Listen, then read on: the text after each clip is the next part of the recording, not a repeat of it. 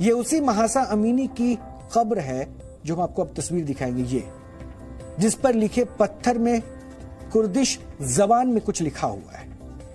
वो जो लिखा है हम आपको हिंदी में बता रहे हैं। डियर जीना, तुम कभी नहीं मरोगी, तुम एक प्रतीक बनकर हमेशा के लिए अमर हो जाओगी। नीचे तारीख लिखी हुई है 1 अक्टूबर 2022। 22 साल की महसा अमीनी सच में प्रतीक बन चुकी है। हिजाब नहीं, हुकूमत के खिलाफ क्रांति का प्रतीक। ऐसी क्रांति जिसकी तपिश सिर्फ इस्लामिक रिपब्लिक ऑफ ईरान ही नहीं, दुनिया भर के मजहबी ठेकेदारों को झुलसा रही है। भारत के मशहूर शायर मजाज लखनवी की वो बागी लड़कियां आज ईरान के चौक चौराहों पर उतर आई, जिनके लिए उन्होंने लिखा था कि तेरे माथे पे ये आंचल बहुत ही खूब है, लेकिन तू इस आंचल से एक परचम बना लेती तो अच्छा था। मशहूर शायर मजाज लखनवी ने जब ये शेर लिखा था तो शायद उन्हें भी अंदाजा नहीं रहा होगा कि उनका ये शेर लिखे जाने के वर्षों बाद एक दिन हकीकत बन जाएगा और हजारों महिलाएं एक दिन हिजाब को सच में अपना परचम बना लेंगी। लेकिन महिलाओं पर अपनी मनमर्जियां थोपने के आदी रहे मजहबी ठेकेदारों के लिए यह बगावत बर्दाश्त के बाहर है। लिहाजा उन्होंने इस क्रांति को कुचलने का एक नया रास्ता निकाल लिया, ऐसा तरीका जिसके बारे में सुनकर आप भी सहम जाएंगे। दरअसल ईरान के कुम शहर में सैकड़ों स्कूली छात्राओं को इसलिए जहर दे दिया गया ताकि वो स्कूल ना जा सके। शुरुआती जानकारी के अनुसार ये एक तरह का केमिकल अटैक है और इस अटैक के जरिए ईरान के 4 शहरों के 14 स्कूलों में पढ़ने वाली छात्राओं को निशाना बनाया गया। एक एक कर जब बड़े पैमाने पर छात्राएं बीमार पड़ने लगी तब जाकर इस मामले का खुलासा हुआ।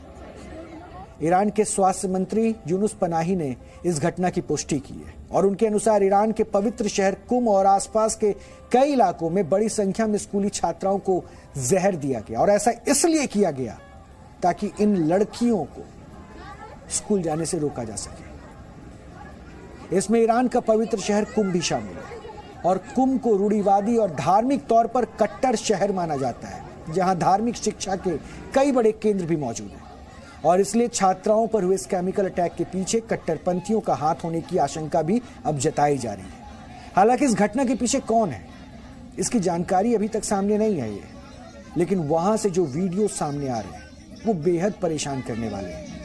सोशल मीडिया पर वायरल इन वीडियोस में बड़ी संख्या में स्कूली छात्राएं अस्पताल में भर्ती दिख रही हैं, जबकि अस्पतालों और स्कूलों के बाहर एम्बुलेंस की कतारें भी नजर आ रही हैं।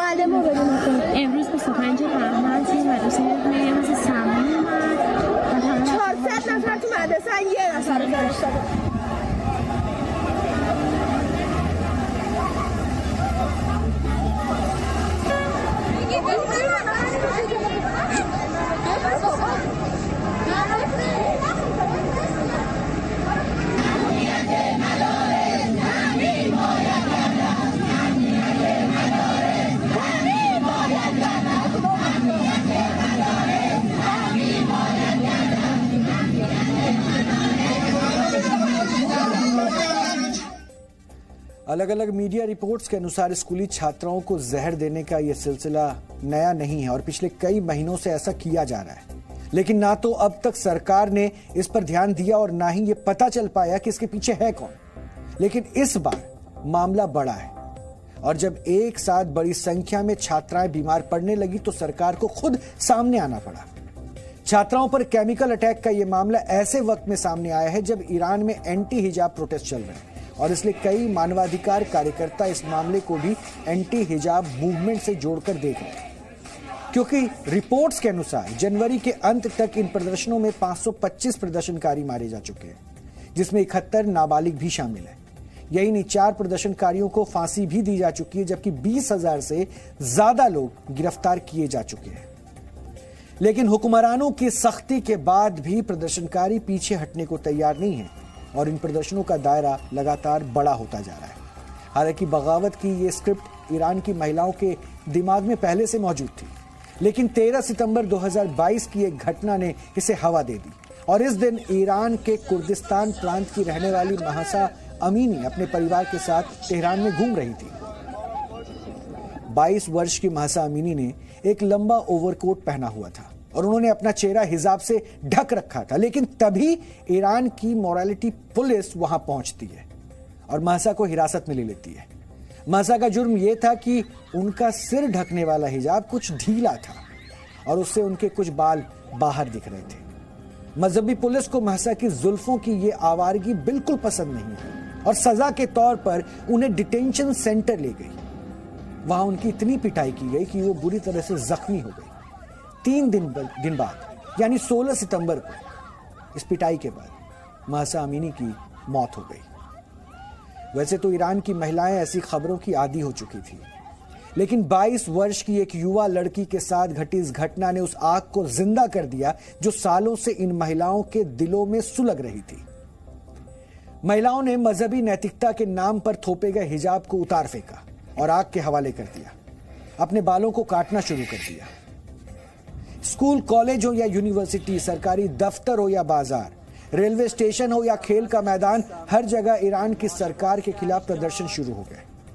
लेकिन कट्टरपंथियों की ताकत इतनी ज्यादा है कि महिलाओं को उनकी आजादी और उनका हक तो नहीं मिला, उल्टा उन्हें जहर दिया जा रहा है ताकि वो स्कूल भी ना जा सके। बेबस और लाचार छात्राओं की ऐसी ही तस्वीरें पिछले वर्ष अफगानिस्तान से तब सामने आई थी जब वहां के तालिबान प्रशासन ने महिलाओं के कॉलेज जाने पर रोक लगा दी थी।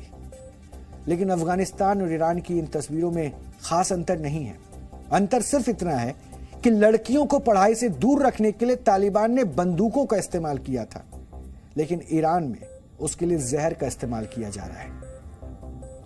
यानी एक बात तो साफ है, वो ये कि कट्टरपंथी चाहे ईरान के हों या तालिबान के, इन्हें महिलाओं की खुली सोच और खुले बालों से इतना डर लगता है कि वो उनकी आजादी ख्याली पर लगाम लगाने के लिए हर मुमकिन तरीका अपनाने को तैयार है।